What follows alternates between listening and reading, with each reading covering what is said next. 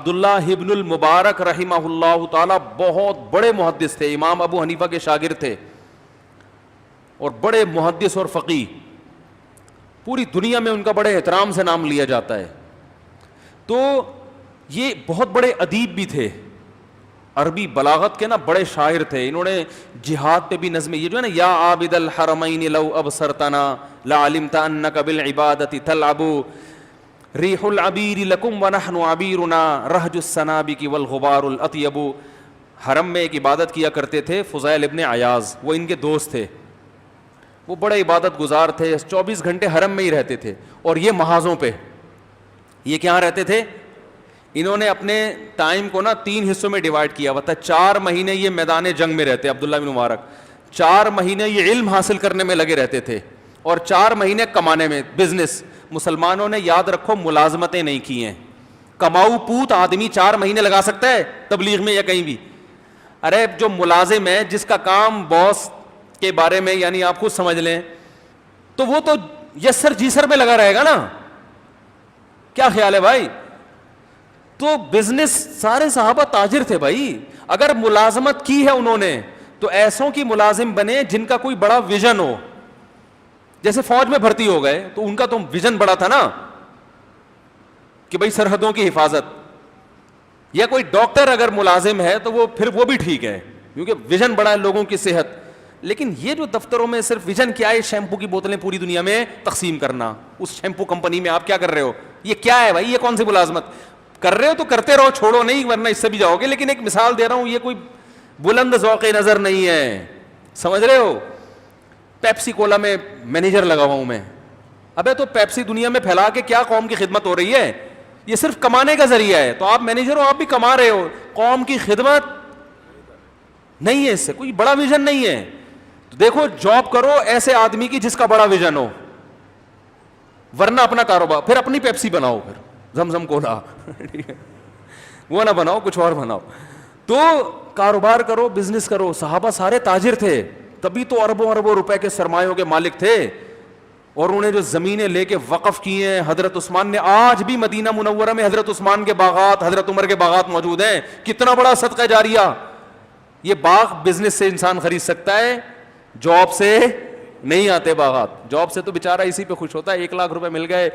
آج بیگم, آج تو باس نے مجھے 1.5 لاکھ روپے دیے کیونکہ آج آپ نے مکھن زیادہ لگایا تھا.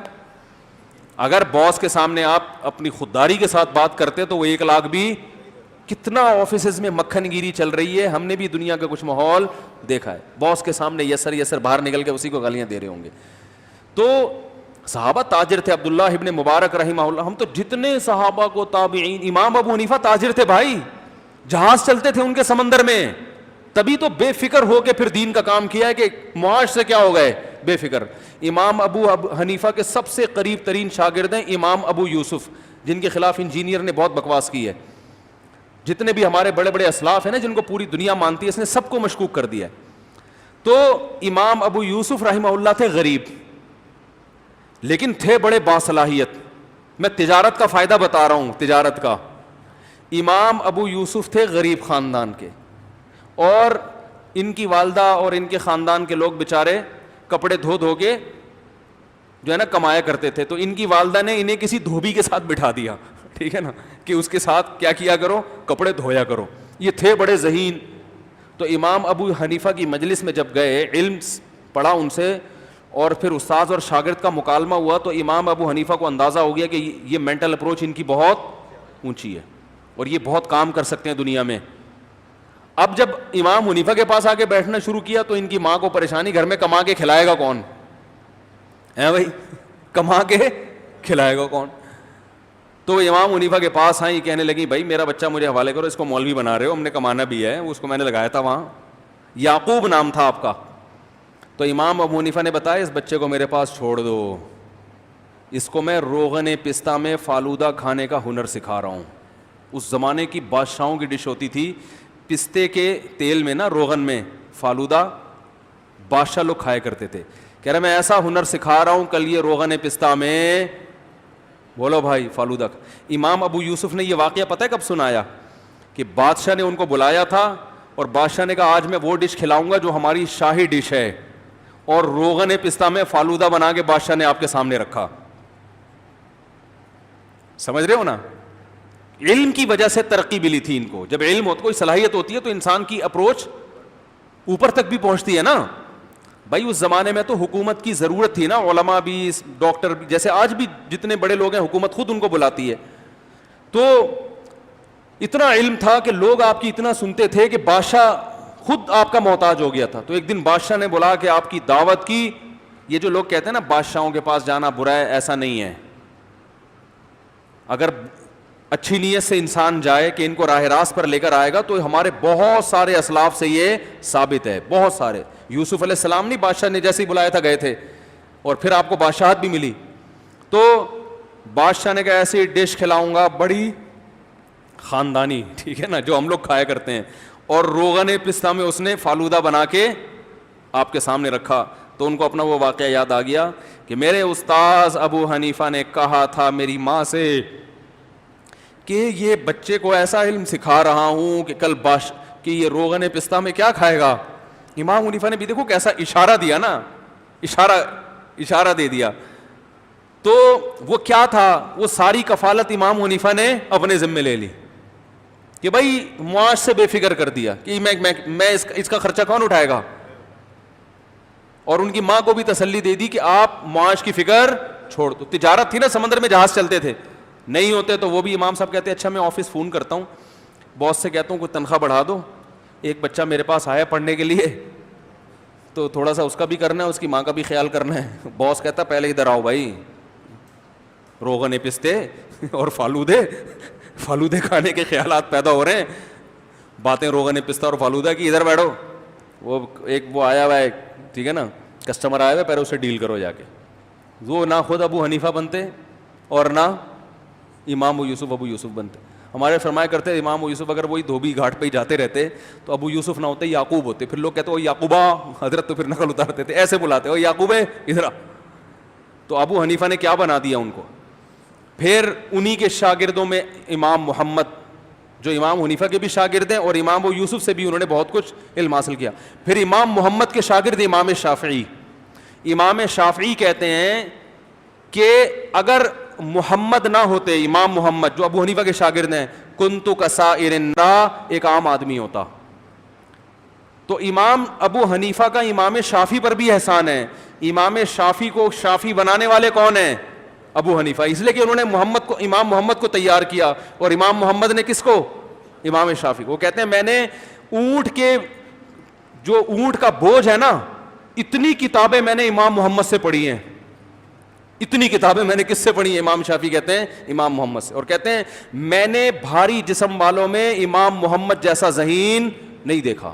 ورنہ تو موٹے جسم کے لوگ اکثر کن ذہن ہوتے ہیں نا، باریک پھرتیلے ہوتے ہیں. کہتے ہیں میں نے بھاری جسم والوں میں ان سے زیادہ ذہین نہیں دیکھا. تو یہ تجارت کی برکت تھی کہ کہاں تک اثرات گئے ہیں. تو میں بات کیا کر رہا تھا، جلدی بتاؤ، جلدی سے بات کو سمیٹ کے ختم کروں میں. کہاں یہ تجارت پہ کہاں سے آ گیا؟ ایک تو یار آپ لوگ کیا ہو گیا آپ لوگ، ارے یہ تجارت پہ کہاں سے آیا؟ باغ والوں کا تو تھا یار. یہ خاص بات چل رہی تھی جس پہ میں یہاں آیا ہوں. عبداللہ ابن مبارک کی بات چل رہی تھی، جزاک اللہ. تو عبداللہ ابن مبارک رحمہ اللہ تعالی 4 مہینے پیسہ کماتے تھے تجارت کے ذریعے. وہ اتنا بزنس ہو جاتا تھا کہ باقی 8 مہینے گھر میں راشن ڈال دیا. 4 مہینے صرف علم حاصل کرتے تھے، ٹھیک ہے نا، مزید اپنے آپ کو نکھارنے کے لیے. اور 4 مہینے بارڈر پہ لڑائیوں میں، جنگوں میں. تو انہوں نے شعر لکھ کے بھیجا امام حرم کو، جو عابد الحرمین تھے. حرم کے امام تو نہیں تھے، حرم میں 24 گھنٹے رہتے تھے. یا عابد الحرمین لو ابصرتنا لعلمت انک بالعبادۃ تلعب. اے حرمین میں بیٹھ کے عبادت کرنے والے، اگر تو ہماری زندگی کو دیکھ لے تو تجھے لگے گا کہ تو تیری عبادت ایک کھیل ہے، ہمارے مقابلے میں وہ کیا ہے؟ کھیل ہے. اور من کان یخضب خدہ بدموعہ فنحورنا بدمائنا تتخضب. تمہیں فخر ہے اس پر کہ تم اللہ کے خوف سے رو کر اپنے رخساروں کو آنسوؤں سے بھگوتے ہو، اور ہم اپنے رخساروں کو خون سے تر کرتے ہیں. مجاہد کی تو زندگی ہوتی ہے بھائی. اس لیے میں کہتا ہوں یہ جو بارڈر پہ ہمارے فوجی ہیں نا, ان کو برا بھلا مت کہا کرو, یہ بھی بڑی قربانیاں دے رہے ہیں. ہر چیز آپ کے سامنے آتی نہیں ہے. اور جو ہمارے مجاہدین ہیں, جو بھی اللہ کی راہ میں لڑ رہا ہے کسی بھی عنوان سے, اس کا اللہ کے ہاں اس کا چھوٹا مقام نہیں ہے. اللہ نے خود قرآن میں کہہ دیا کہ جو بیٹھنے والے ہیں وہ لڑنے والوں کے برابر ہو ہی نہیں سکتے. لا یستوی القاعدون من المؤمنین غیر اولی الضرر, کہ جو بغیر کسی عذر کے پیچھے بیٹھے ہوئے ہیں اور جو آگے لڑ رہے ہیں, اللہ کے ہاں دونوں برابر ہو ہی. بھائی ایک آنسو بہا رہا ہے اور ایک خون بہا رہا ہے, تو کیسے دونوں برابر ہو سکتے ہیں؟ تو اب یہ جو عبداللہ بن مبارک تھے انہوں نے شاعری لکھی, تو جیسے ہی فضیل ابن عیاض کے پاس گئی وہ خط آنکھوں پہ لے کے روتے رہے اور کہنے تم نے سچ کہا. تو یہ جو بلاغت ہوتی ہے نا کلام میں, یہ عبداللہ بن مبارک میں پیدا کیسے ہوئی؟ عبداللہ بن مبارک نے امام ابو حنیفہ کی شان میں بھی پورا قصیدہ لکھا ہے, ان کی شان میں بھی قصیدہ لکھا ہے. تو یہ بلاغت کیسے پیدا ہوئی ان میں؟ کیوں؟ وہی بات کچھوے اور خرگوش کی مثال ایسے پیدا ہوئی کہ اب اتنا ٹائم تو نہیں تھا نا کہ باقاعدہ شاعر بنانے کے لیے ابا بٹھا دیتے کسی سینٹر میں کہ اس کو شاعر بناؤ, تو باقی چیزیں تو نہیں بنتے پھر وہ, اور صرف شاعر ہی بن جائے آدمی, بیچارے کا حال کیا ہوتا ہے. تو ان کو کیا کہا ان کے والد نے کہ بیٹا ایک شعر یاد کرو گے 1 درہم ملے گا. چھوٹے بچوں کو تو پیسوں میں لالچ ہوتی ہے نا, تو وہ کہتے ہیں میں اتنے درہم کی ایک لالچ میں نا بچوں کو جیسے ہوتی ہے, درہم کی لالچ میں روزانہ اشعار یاد کرتے کرتے اتنے اشعار یاد کر لیے کہ خود کیا بن گئے؟ شاعر بن گئے. تو یہ ہے کنٹینیو, روزانہ یاد کرتے کرتے کرتے کیا بن گئے. تو آپ بھی اردو کا روزانہ شعر یاد کر لیا کرو, تو روزانہ تھوڑا تھوڑا یاد کرتے کرتے کرتے کرتے کرتے آپ کیا بن جاؤ گے؟ شاعر بن جاؤ گے. کلام میں قدرت حاصل ہو جائے گی آپ کو, زبان پہ قدرت حاصل ہو جائے گی. سمجھتے ہوگے نہیں سمجھتے, آج بولنا کیا چاہتا ہے منہ سے نکل کچھ اور رہا ہوتا ہے. آدمی کہتا ہے بھائی تو جو بولنا چاہ رہا ہے پہلے خود سمجھ رہا ہے کہ کیا بول رہا ہے. یہی تو پرابلم ہے, یہی تو قیامت ہے کہ بولتے کچھ ہیں نکلتا. اچھا محترم کی اردو بڑی خاندانی ہے, یہ جو جن کی قیامت ہے نا, اور کچھ ہونا ہو اردو ٹائٹ ہے, یہ بتا رہا ہوں اردو پہ کنٹرول بہت ہے. تو باقی چیزوں کا میں نہیں کہہ رہا, اردو خاندانی ہے. تو ایک ملفوظ رہ گیا تو پھر زندہ ہو کے آ گیا, اس کا موقع تلاش کر رہا ہوں. وہ ایک ولید نہیں موٹا سا لڑکا یہاں پہ, وہ جس دن مجھے نظر آیا نا تو پھر میں اسے کہوں گا تو پھر آ گیا جوان. کیا ہے وہ ملفوظ, کیا ہے پورا؟ آ گیا تو جوان ہو کے. اس کا میں انتظار کر رہا ہوں. وہ ولید نہیں ہمارا جو بڑا خدمت گزار موٹا سا لڑکا تھا یہاں, وہ پتہ نہیں اتنے دیر سے غائب ہے, تو میں انتظار کر رہا ہوں جس دن وہ نظر آیا تو میں کہوں گا آ گیا تو جوان ہو کے. یہ والا ملفوظ رہ گیا, باقی سارے نمٹا دیے ہم نے الحمدللہ. ایسا ہی ہے نا, باقی سارے نمٹ گئے نا. تو خیر کیا بات چل رہی تھی؟ ہاں, تو وہ عبداللہ بن مبارک نے جیسے روزانہ تھوڑا تھوڑا نا, تو کچھوے اور خرگوش کی مثال سے یہ سمجھایا جاتا تھا کہ جو کنٹینیو جو کام ہوتا ہے بے شک تھوڑا ہو, اس کا فائدہ زیادہ ہوتا ہے جذبات سے. جذباتی لوگ کبھی بھی کامیاب نہیں ہوتے.